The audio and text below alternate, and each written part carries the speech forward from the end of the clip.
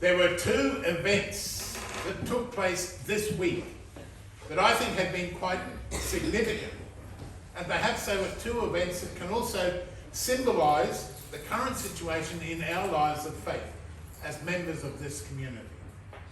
The first event, splashed across our TV screens and the news through the week, involved the thousands of Year 12 students whose formal education has now come to an end. And for so many of them, this was symbolised as they set out to run down the beach and plunge, fully clothed in their school uniforms, into the waves of surfers' paradise. This would be the end for them, the end of their formal school days, but the beginning of schoolage week. So for the next few days, they will party, they will celebrate, and they will share this new sense of freedom that they now enjoy, and we wish them well. The second significant event took place on Friday at Banyo, as three young men, Isaac, Gerard and Minji, were ordained as deacons for the life of our church here in the Brisbane Archdiocese. For these three young men, this feast of Christ the King marks not an end of something, but rather a beginning. They have now become members of the ordained ministry in Brisbane. And this weekend marks that moment for them when they now embark upon something new and so different within their lives. So, what is a celebration of something coming to an end for the Year 12 students is also a celebration of something new and different, beginning for these new deacons for our church. And it all happened at this time when we celebrate the feast of Christ the King. Amazingly, this feast is also a moment of ending and a moment of beginning for us as well, because the feast of Christ the King is the final weekend of our church's year. We bring to a close the last of the ordinary Sundays in the life of our church across the world for 2022. But perhaps before we start preparing for what is to come in the days ahead, as we begin to move towards the great season of Advent, these days, these few days that are ahead for us, may be an opportunity to look back through this year that has been, back through 2022, and see what has been done.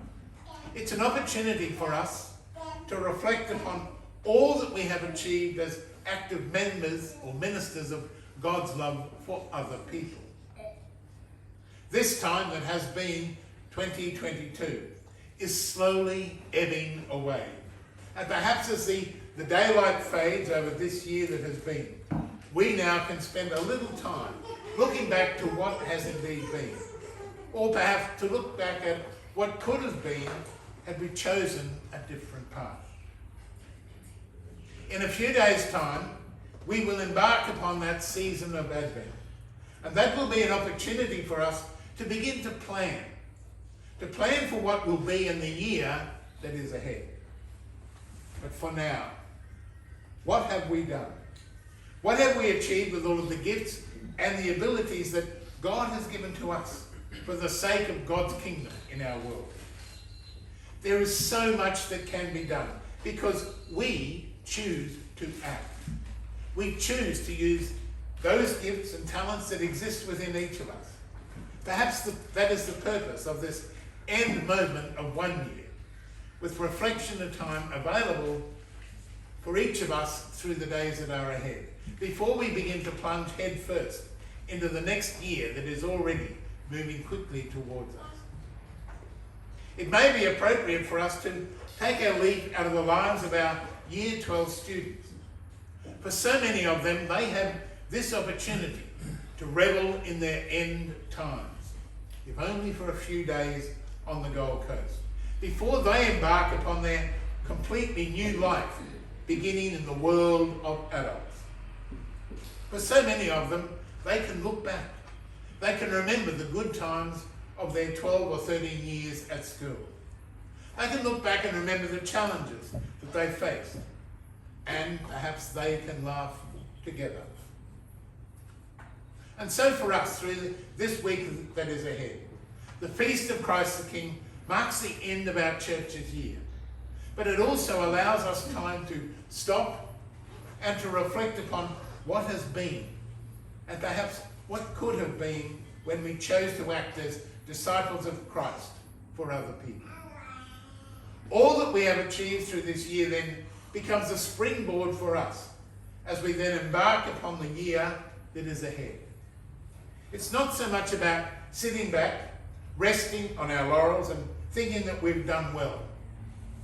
Perhaps we have done well in whatever area of ministry we chose to act.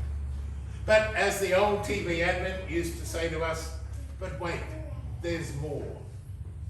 This year that has indeed been filled with great activity and achievement. And perhaps we can wonder just how we achieved such outcomes in our lives. But we had been successful. And we had been successful because we were guided and inspired by that Holy Spirit of God. But then it doesn't end there. We can certainly remember all that we have achieved through this year that has been. And then be ready. Ready to be empowered by that same Holy Spirit of God so that we can move towards a new year, a new beginning, an opportunity for us once again to use our gifts and our talents and to proclaim the kingdom by all that we do and all that we say.